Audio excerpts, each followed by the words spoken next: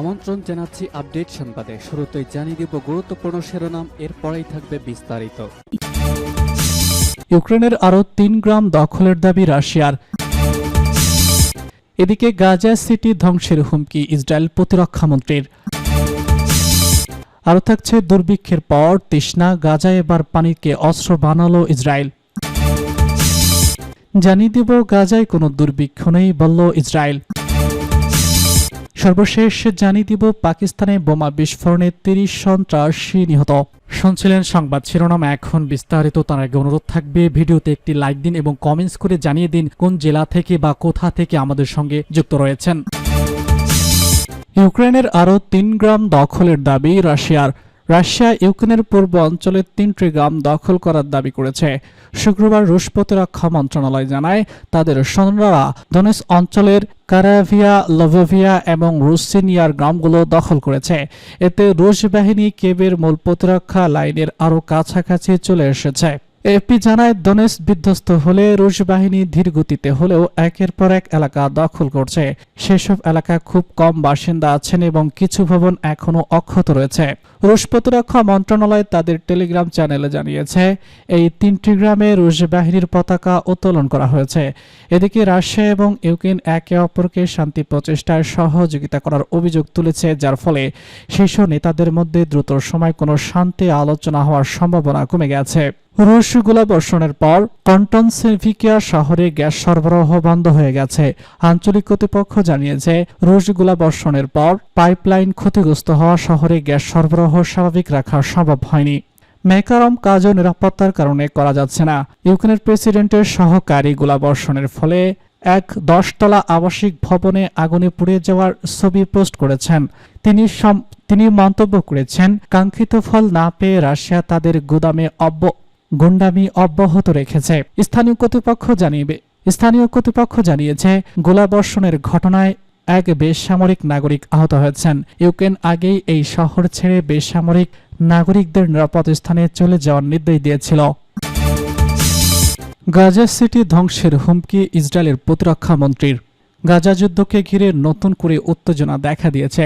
ইসরায়েলের প্রতিরক্ষা মন্ত্রী ইসমাইল কার্টোচ সতর্ক করে বলেছেন, হামাস যদি নিরস্ত্রকরণে রাজি না হয় এবং সব জিম্মিকে মুক্তি না দেয় তবে গাজা সিটি ধ্বংস করে দেওয়া হবে। ইসরায়েলি মন্ত্রিসভা গাজা সিটিকে ব্যাপক সামরিক অভিযানের পরিকল্পনার অনুমোদনের পর তার এই মন্তব্য এলো। যদিও দেশি বিদেশি মহলে এই ধরনের পদক্ষেপের বিরুদ্ধে প্রবল বিরোধিতা রয়েছে। এর আগে সোমবার কাতার এবং মিশরের মধ্যস্থতায় হামাস 60 দিনের যুদ্ধবিরতিতে সম্মত হওয়ার প্রস্তাব দেয়। কাতার জানায় এই প্রস্তাব রাজি না হলে গাজা আটক থাকা জিম্মিদের অর্ধেককে মুক্তি দেওয়া সম্ভব হবে। কিন্তু ইসরায়েলের প্রধানমন্ত্রী বেনিয়ামিন নেতানিয়াহু এর প্রস্তাব নাকচ করে দেন। তিনি বলেন, ইসরায়েলের জন্য গ্রহণযোগ্য শর্ত সব জিম্মিকে মুক্ত করা এবং যুদ্ধের অবসান ঘটানো ছাড়া আর কোনো চুক্তি হবে না। ইসরায়েল ধারণা অনুযায়ী প্রায় 22 মাসের যুদ্ধে আটক 50 জন জিম্মির মধ্যে মাত্র 20 জন এখনো বেঁচে আছেন। বৃহস্পতিবার রাতে গাজা ডিভিশনের সদর দপ্তর পরিদর্শনের সময় এক ভিডিও বার্তায় নেতানিয়াহু বলেছেন, আমি নির্দেশ দিয়েছি সব জিম্মির মুক্তির জন্য অবিলম্বে আলোচনায় বসতে। একই সঙ্গে গাজা সিটির নিয়ন্ত্রণ নেওয়া এবং হামাসকে পরাজিত করার জন্য আইডিএফ এর পরিকল্পনা অনুমোদন করেছি। তিনি আরও যোগ করেন, হামাসকে পরাজিত করা এবং জিম্মিদের মুক্ত করা এই দুটি বিষয় একে অপরের সঙ্গে অঙ্গাঙ্গিভাবে যুক্ত। তবে পরবর্তী আলোচনার ধাপ কি হবে সে বিষয়ে তিনি বিস্তারিত কিছু জানাননি। নেতানিয়াহুর মন্তব্যের সুর আরও কঠোর করেন প্রতিরক্ষামন্ত্রী কার্টোচ। শুক্রবার সামাজিক যোগাযোগ মাধ্যমে তিনি লেখেন, খুব শীঘ্রই হামাসের খুনি এবং ধর্ষকদের মাথার উপর নরকের দরজা খুলে যাবে যতক্ষণ না তারা ইসরায়েলের শর্তে যুদ্ধ শেষ করতে রাজি হচ্ছে। মূলত শর্তগুলো হলো সব জিম্মিকে মুক্ত করা এবং হামাসের নিয়ন্ত্রণ। দুর্ভিক্ষের পর তৃষ্ণা, গাজায় এবার পানিকে অস্ত্র বানালো ইসরায়েল। ফিলিস্তিনের দুর্ভিক্ষের কিনারায় ঠেলে দেওয়ার পর এবার গাজার পানির সরবরাহকে যুদ্ধাস্ত্র হিসেবে ব্যবহার করছে ইসরায়েল। ইচ্ছাকৃতভাবে পানি সরবরাহ সীমিত করে প্রায় 12 লাখ মানুষকে গাজা সিটি থেকে উৎখাত করার কৌশল নিয়েছে তেল আবিব। শুক্রবার এক প্রতিবেদনে এ খবর দিয়েছে অ্যানাদোল এজেন্সি। গাজার পানির নেটওয়ার্ক কার্যত ভেঙে পড়েছে, বহু কূপ ধ্বংস হয়েছে, একমাত্র লবণাক্ত পানি শোধনাগার শুরু করার থেকে অচল। আর সাধারণ পরিবারগুলো এখন মূলত ইসরায়েলি নিয়ন্ত্রিত মেকো রোড পাইপলাইনের অস্ত্র সরবরাহের উপর বেঁচে আছে। ইসরায়েলের সরকারি সম্প্রচার মাধ্যম জানিয়েছে সরকার উত্তর গাজায় পানি সরবরাহ কমানোর পরিকল্পনা করছে। একই সঙ্গে দক্ষিণে পাইপলাইন পুনঃস্থাপনের প্রস্তুতি নিচ্ছে, যা ব্যাপকভাবে স্থানীয়দের দক্ষিণমুখী করতে এক প্রকার জোরপূর্বক চাপ সৃষ্টি করা হচ্ছে। এরই মধ্যে ইসরায়েলি প্রতিরক্ষা মন্ত্রী ইসমাইল কার্টোচ নতুন সামরিক অভিযানের অনুমোদন দিয়েছেন। গিডিওয়ান 4-2 নামের এই অভিযানের লক্ষ্য গাজা সিটির হামলা চালিয়ে সেখানকার জনগণকে উচ্ছেদ করা। তিনি জানান, গাজায় 75% বেশি কূপ, পাম্প স্টেশন এবং শোধনাগার কার্যকর হয়ে এখন মেটোকপ পাইপলাইনে 70% পানি আসছে। বাকি চাহিদার মাত্র 30% পূরণ করতে কিছু বেঁচে থাকা কূপ। মহান্নার মতে মাথাপিছু পানির প্রাপ্যতা নেমে এসেছে দৈনিক 5 লিটারে, যেখানে বৈশ্বিক ন্যূনতম মাত্র 100 লিটার। এ অবস্থায় 12 বেশি বাসিন্দা এবং বাস্তুচ্যুতি মানুষ উষ্ণজনিত মাঝারি ঝুঁকিতে পড়েছেন। শুক্রবার ইসরায়েলি প্রতিরক্ষা মন্ত্রী কার্টোচ হুঁশিয়ারি দিয়ে বলেছেন, বাসিন্দাদের মুক্তি এবং অস্ত্র জমা না দিলে গাজার উপর নরকের দরজা খুলে যাবে। অন্যদিকে গাজার স্বরাষ্ট্র মন্ত্রণালয় বলেছে, গাজা পূর্ণ দখলের এই পরিকল্পনা কার্যরত 12 লাখ মানুষের জন্য মৃত্যুদণ্ড এবং গণউচ্ছ আদেশ, যা ঠেকাতে আন্তর্জাতিক সমাজকে জরুরি উদ্যোগ নিতে হবে।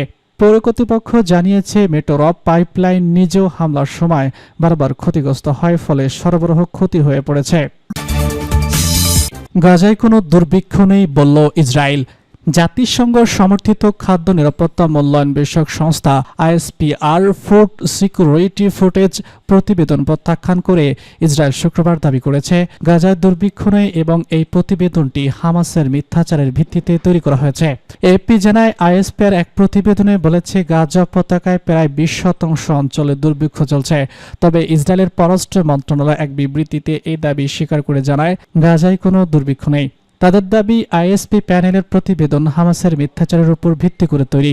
বিবৃতিতে আরও বলা হয়, সম্প্রতি গাজায় বিপুল পরিমাণ ত্রাণ সহায়তা এসেছে, সুতরাং আইএসপিআর এই মূল্যায়নকে রাজনৈতিক উদ্দেশ্য প্রণোদিত এবং মূল তথ্য ভিত্তিক হিসেবেই দেখা হবে। এছাড়া ইসরায়েলের প্রতিরক্ষা মন্ত্রণালয়ের শাখা গ্যাডেট প্রতিবেদনটির তীব্র বিরোধিতা করেছে।